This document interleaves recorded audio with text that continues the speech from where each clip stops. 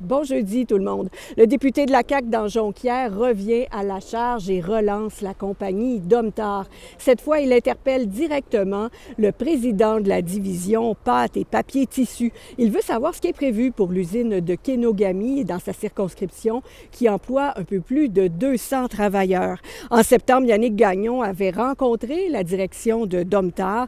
Il avait demandé des investissements supplémentaires pour l'usine. Il avait aussi demandé sa reconversion question de sauver les installations.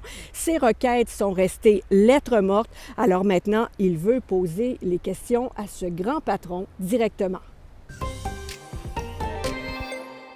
Je le sais, c'est pas vraiment la bonne saison pour parler de beluga, mais c'était bel et bien le sujet de la conférence de presse des députés du Bloc québécois dans la région ce matin. Ils demandent à Ottawa de financer un projet qui comprend des drones et des outils de détection en temps réel. Ça permettrait de diminuer le nombre de collisions entre les bateaux et les belugas. Ça existe déjà pour les baleines noires et le Bloc souhaite maintenant que ce soit appliqué pour les belugas également. Je vous rappelle que le Bloc québécois travaille à la concrétisation du projet de corridor du Nord canadien, ce qui augmenterait le nombre de navires sur la rivière Saguenay. Et pour que ça se concrétise, eh bien, il faut l'accord de groupes environnementaux. Cette demande, c'est un peu une façon d'avoir leur appui.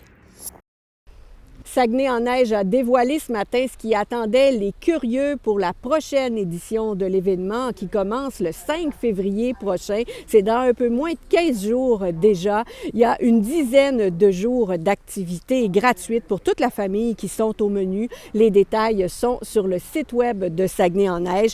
Et ce qui est particulier cette année, c'est que les sculptures de neige et les activités n'auront pas lieu sur le site de la Rivière-au-Sable comme les autres années. Ce sera plutôt au parc Saint-Laurent, pas très loin, toujours à Jonquière, parce qu'il y a des travaux sur le site de la Rivière-au-Sable. Bonne journée!